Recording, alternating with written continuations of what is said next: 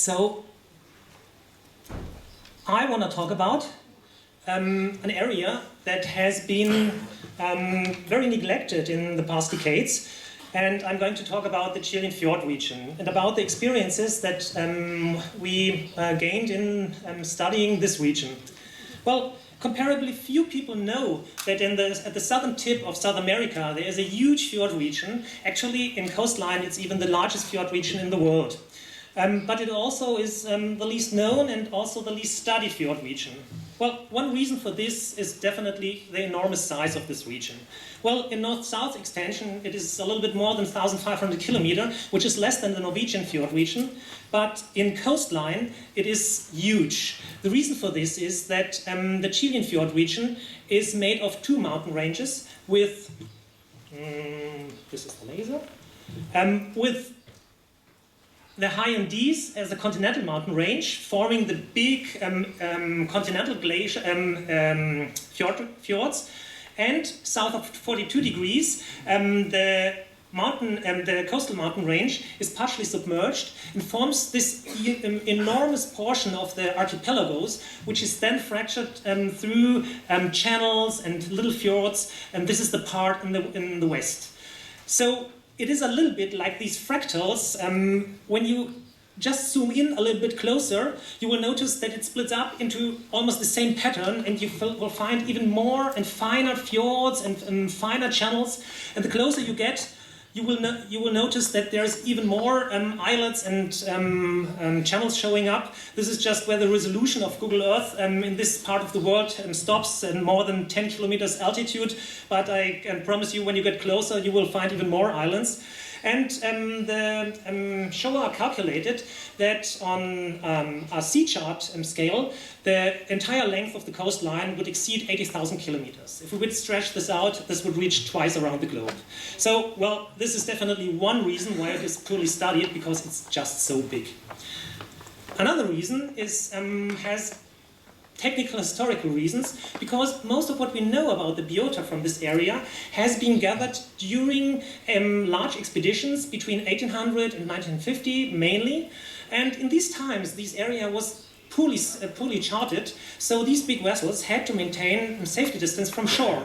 And with their techniques, there was grab sampling and dredge sampling, they were mainly able to sample the soft sediments in the center of the channels and the fjords. Today we know that most of the biomass and most of the diversity is attached to the rocky slopes, and this especially in the shallower regions. These parts are accessible by scuba diving and with remotely operated vehicles, both techniques that by scientists have very poorly been applied in the fjord region. So you can say that what we are studying now is almost terra incognito, because nobody has done it before. Another reason is fashion. Well, we have to admit that science follows fashion, and fashion is somehow promoted by politics. Scientists tend to do research where funding is, and funding is often where economic interest is or political interest is. And so a lot of science has been dedicated to the polar region, has been dedicated to the deep seas, but fjord regions somehow kept out of fashion for a long time. It also has to do with personal preferences of the scientists.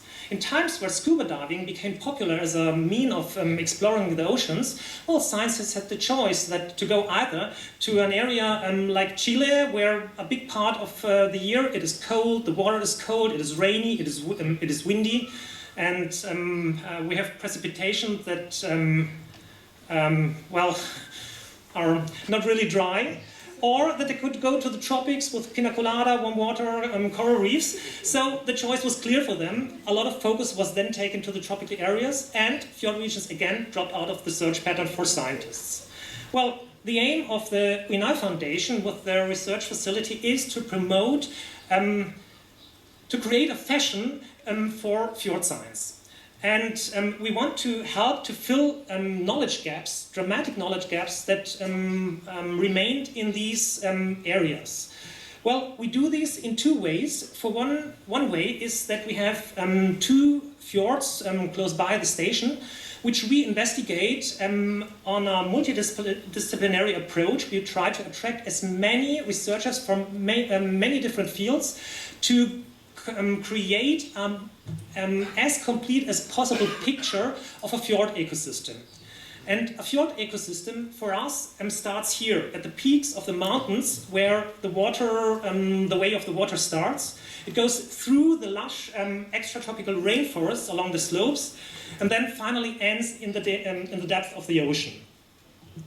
These are the two fjords that we have at hand. It's the Komau Fjord in the northern part and the Huinay Fjord close by in the south.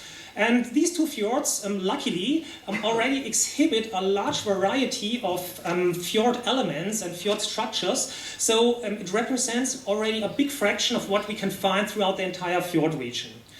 The idea is to gather this information to understand certain processes in fjords, and because most of the other research that is done in the fjord region is very punctual also in time, to get a little bit more long-term studies to get an idea about the dynamics going on in these systems. The second research line that we are promoting and realizing by ourselves is to do inventory and mapping throughout the entire fjord region.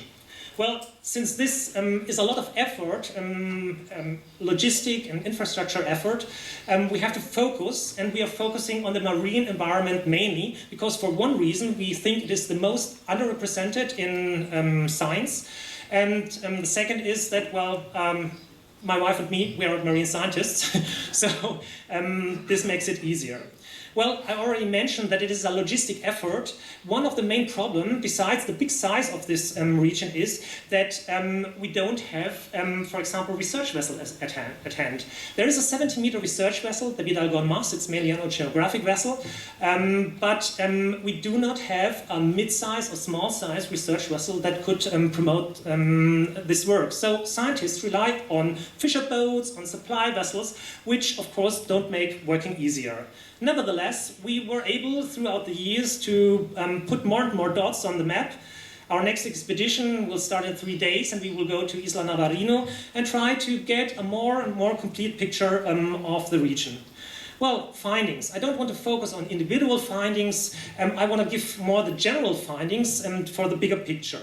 Outstanding high diversity. Well, we heard from the map from Jesse that there is a lot of blue and white dots. Well, the white dots are already explained. It hasn't been studied a lot. But blue dots with few diversity, well, they were searching mainly in the channels where it is more or less boring. Now we find a huge diversity on the rocky slopes. It starts with the big things, with marine mammals, from halfly terrestrial mammals through mainly marine mammals and seabirds, which received a lot of attention because they are charismatic and they are big and they are easy to see. But we have to keep in mind that this is less than 5% of the overall diversity that we have in the fjord region. Most of the diversity is hidden under the surface. They are smaller things. There are invertebrates, mainly benthic invertebrates. And there we can find densities of species which are absolutely not common for these latitudes. We can find densities of species that are more like to be in subtropical areas. Just some examples of this. We have high endemism rates. Well, in such a fractioned environment, we find a lot of species that are restricted to either the fjord region, to certain parts of the fjord region, or on a genetic level, we even find endemism between different fjords. We have a high fraction, a high portion of unknown species. Well, we expected to find new species. But what we did not expect is that we would find, well, we went to the easiest accessible areas. We were searching in the first 30 meters, how deep we could dive, that's scratching at the surface.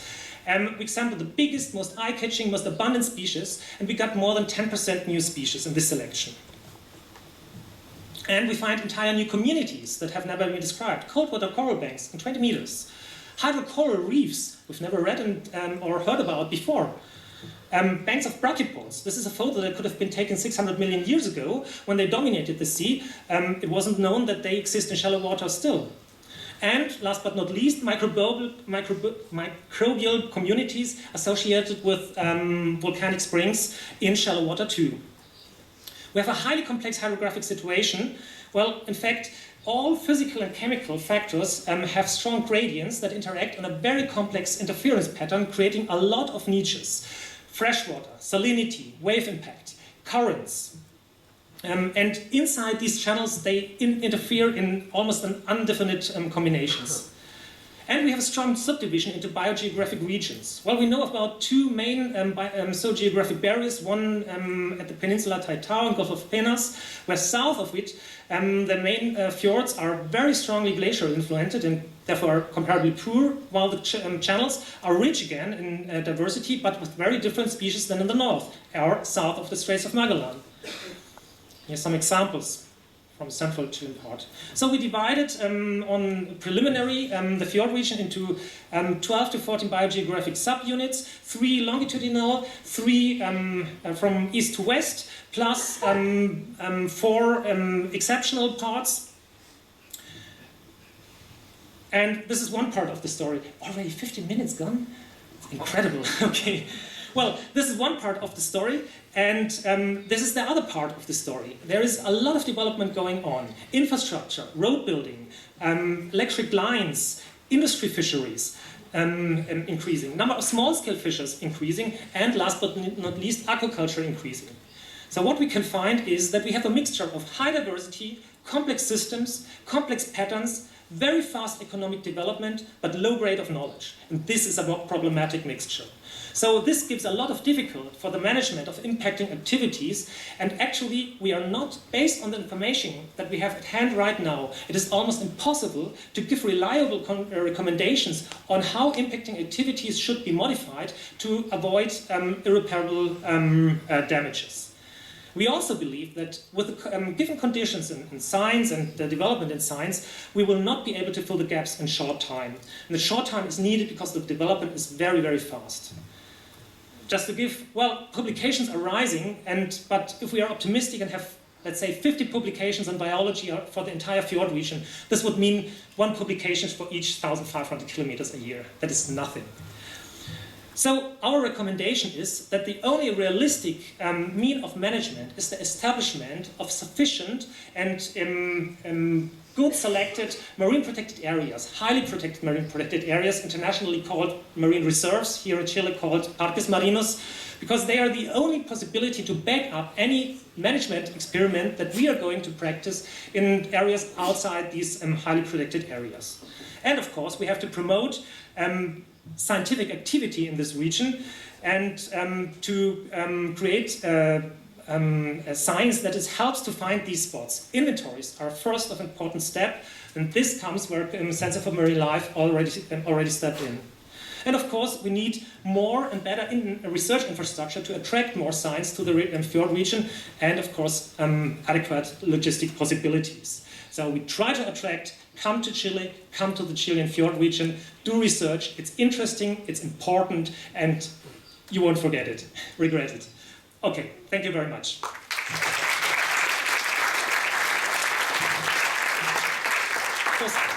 Questions can be asked either in English or Spanish or German, whatever you like. Yeah, we have space for 2 questions only.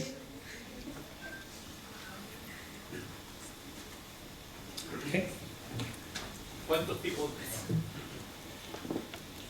¿Cuántos tipos de hábitat lograron identificar dentro de un solo fiordo? Cantidad de hábitats. La verdad es que para eso me cuesta dar una respuesta, porque nosotros todavía estamos indecididos cómo separar los diferentes hábitats, porque ahí tenemos gradientes adentro a lo largo del fiordo donde no hay limitaciones muy obvias. Entonces, una separación en diferentes hábitats sería más o menos arbitrario. Seguramente tenemos una estratificación en la profundidad y ahí depende también mucho del fiordo. En Comau se podría decir que por lo menos tenemos en el Ventus una estratificación en 7 zonas principales. Lo que por supuesto se podría todavía subdividir en más. Last question, please. You know, is there any previsible effect of tourism in this area? Well, there is not much tourism at all so far. Right now, I would say we are at a point where any effect of tourism would be positive, because it would add a value to these ecosystems that hasn't been considered of major importance so far. So I would say right now, any impact of tourism, especially observatory tourism, at this point, at this stage, would be positive and welcome. Okay. All the other questions, I'm sorry, all the other questions on the round table at the end of the evening. Thank you.